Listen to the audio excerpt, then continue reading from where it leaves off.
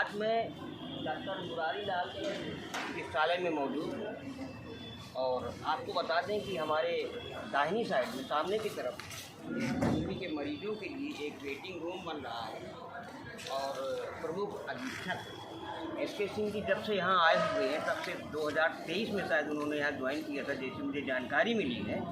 उनके आने के बाद यहाँ आमूल चूल परिवर्तन देखने को मिला है। काफ़ी व्यवस्थाएं अच्छी हैं और मरीजों के द्वारा भी, मरीजों से भी हमने बात की तो उनसे भी पता चला कि सब कुछ यहाँ पहले से बदला हुआ नज़र आ रहा है।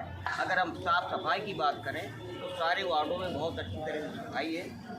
जानकारी ये भी मिली है कि अभी 2 दिन पूर्व एसीएम 6 महोदय ने यहाँ का दौरा किया था।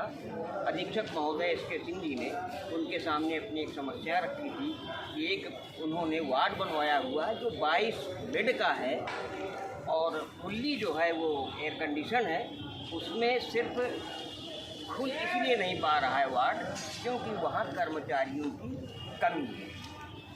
एसीएम साहब ने उन्हें आश्वासन दिया है आपकी इस डिमांड को हम शासन तक पहुंचाएंगे और अतिशीघ्र उनकी मांग पूरी करेंगे। तो आइए चलते हैं, बात करते हैं अधीक्षक एसके सिंह साहब। 30% कॉरपोरेशन के माध्यम से और 20% हम आरसी के माध्यम से। सर एक खास बात और है कि अभी ये जो आपका जेके कैंसर साइट का गेट है वहाँ बहुत गंदा पानी भरा हुआ है। ये पानी बरसात का है, भरा ही रहता है। ये कहाँ से आता है, क्या कैसे क्या है? पर वो एरिया जेके कैंसर संस्थान में है। अब इसके लिए तो बेहतर जेके कैंसर संस्थान के निदेशक बता सकते हैं, लेकिन जितना हम लोग जानते हैं वो सीवर का पानी भरा हुआ है और बारिश का पानी भरा हुआ है। ये समस्या पिछले 1 साल से चल रही है।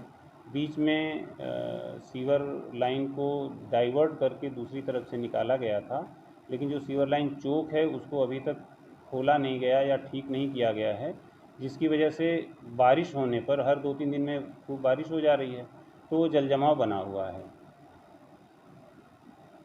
मतलब आपने नगर निगम में या कहीं किसी अधिकारी से कोई शिकायत की, कोई व्यवस्था इस तरह की हुई क्या? हाँ, मैंने अपने प्रधानाचार्य महोदय, प्रमुख अधीक्षक महोदय को सूचित करते हुए नगर निगम में, जल संस्थान में और जिलाधिकारी महोदय को भी सूचित किया था। इस पर जन सुनवाई भी हुई थी जिलाधिकारी महोदय के माध्यम से, तो उस पर फिर सीवर का डाइवर्जन तो हुआ।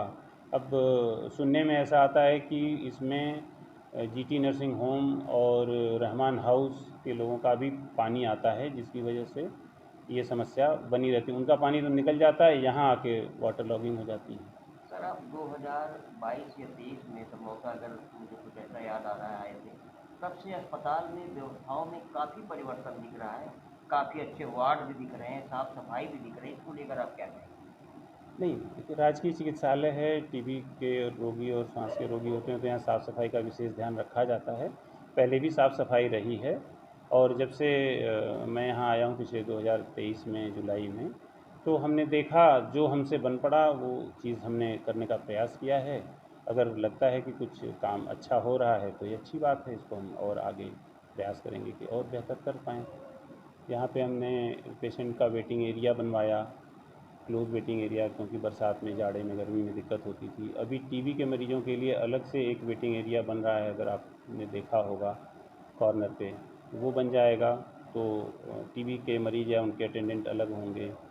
एक स्पुटम कलेक्शन एरिया हम बना रहे हैं उधर कॉर्नर में, ताकि मरीज जो बलगम निकालने जाए तो वो सेपरेट जगह पे हो, बलगम निकाले डिब्बी में रखे और डिब्बी ला के लैब में जमा कर दे और वो वहीं डस्टबिन में डिस्कार्ड कर दे। जिसकी जो इन्फेक्टेड मटेरियल होता है तो उसका हम प्रॉपर डिस्पोजल करा सकेंगे। हमारे चैनल के माध्यम से आप सरकार से क्या मांग करते हैं अस्पताल में? सरकार तो देखिए काफ़ी कुछ कर रही है स्वास्थ्य के संबंध में, चिकित्सा के संबंध में। हम लोगों का दायित्व बनता है कि सरकार अभी तक जो दे रही है उसका हम प्रॉपर यूज़ करें और जो चीज़ नहीं है वो हम अपने उच्चाधिकारियों के माध्यम से सरकार तक पहुंचाते हैं। एक प्रस्ताव हमने यहाँ दिया है विभागाध्यक्ष के माध्यम से कि ओपीडी कॉम्प्लेक्स बनाने का, जो हमारा पार्क एरिया खाली है उसमें ओपीडी कॉम्प्लेक्स, डायग्नोस्टिक कॉम्प्लेक्स और जो रेस्पिरेटरी मेडिसिन डिपार्टमेंट जो इस हॉस्पिटल की बिल्डिंग में चलता है उसके प्रोफेसर्स वगैरह के लिए अलग से कार्यालय और कक्ष उसमें रहेंगे। तो जो भविष्य में जैसे ही प्रस्ताव हमारा स्वीकार होता है, बजट पास होगा तो वो चीज़ निर्माण में और अपना रूप लेगी। सर, आपने एक बात अभी कही कि आपको दवा का जो बजट है वो कम उपलब्ध होता है, और आपने कहा कि 10,000 इंजेक्शन की अगर आपको आवश्यकता है तो उस कंडीशन में आपको 1,000 इंजेक्शन मिलता है। ऐसे में किसी मरीज़ को अगर उसी इंजेक्शन की आवश्यकता होती है और मान लीजिए आपके पास 1,000 मरीज़ पूरे हो चुके हैं, वो 1,001वां मरीज़ है, अगर उसको उस इंजेक्शन की आवश्यकता है, उसमें आप क्या करते हैं? क्या वो इंजेक्शन उसको बाहर से लिखा जाता है?